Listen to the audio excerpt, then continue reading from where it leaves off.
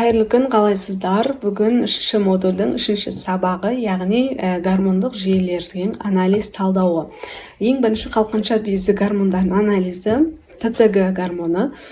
Бұл қалқанша безін ынталандыратын гормон. Гипофиз гормоны қалқанша без гормондарын түзілуін реттейді.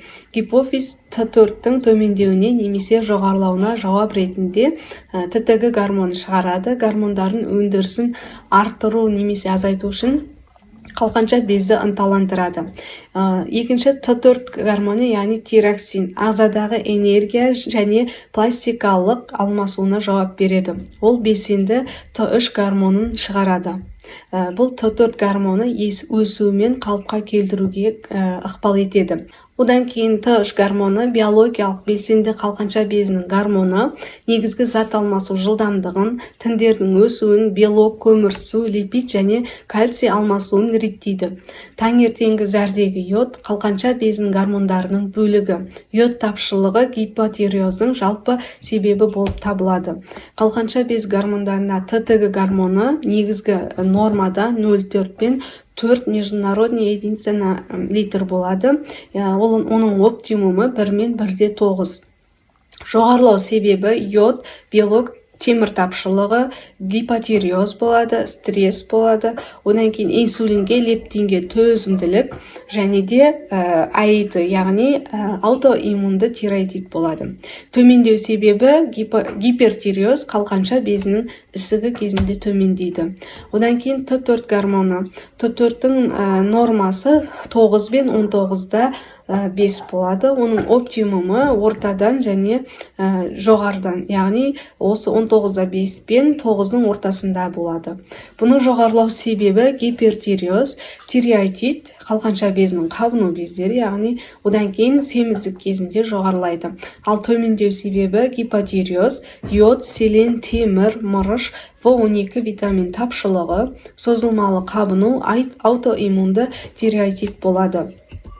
Т3 гормоны негізгі нормасы 2-де 3 пен 7 болып табылады. Одан кейін оның жоғарылау себебі Т3 тиреотоксикозы. Одан кейін тиреоидит болып табылады. Яғни төмендеу себебі гипотиреоз кезінде төмендейді, йод және селен тапшылығы кезінде төмендейді және аутоиммунды тиреоидит кезінде төмендейді. Эстроген және прогестерон. Эстроген доминирование. Эстрогендер мен прогестерон 24 несеп метаболиттері деген анализ бар, сол арқылы анықталады. Эстрогеннің жақсы және жаман формаларының тепе-теңдігін бағалау үшін. Ол бауырдағы эстрогенді детоксикацияның бұзылуының маркері, яғни циклдың бұзылуын, кисталарды, эндометриозды және де тағы басқа ауруларды анықтауға көмектеседі. Дефицит кезінде сарысудағы эстроген және прогестерон анықталады. Бұл этеккір циклының фазаларына сәйкес беріледі негізгі нормалары.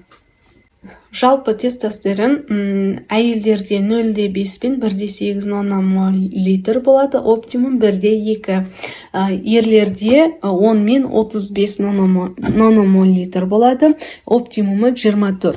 Жоғарылау себебі поликистоз яичников, инсулин резистенттілік кезде жоғарылайды, аналық бездерінің, аталық бездерінің, бүйрек үсті бездерінің ісігі кезінде, бүйрек үсті безінің қыртысының туа біткен гиперплазиясында, физикалық белсенділіктің жоғарылауы кезінде жоғары болады.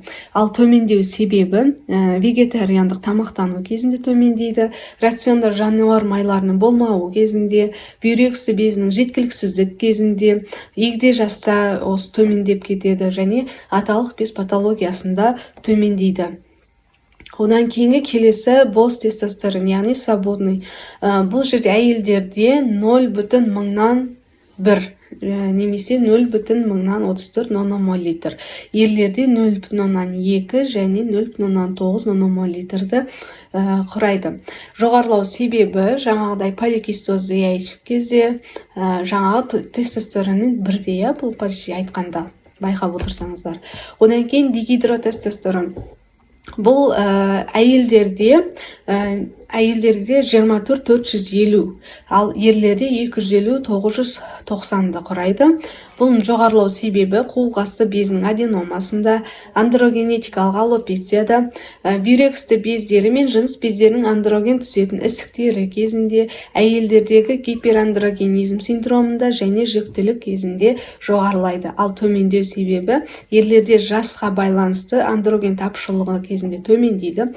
5-альфа редуктаза тежегіштерін қолдану, 5-альфа редуктазаның туа біткен тапшылығы, яғни постменопауза кезінде бұл гормондар төмендейді. Осы гормондарға байланысты анализ талдау сабағы осымен аяқталды. Келесі модульде кездескенше.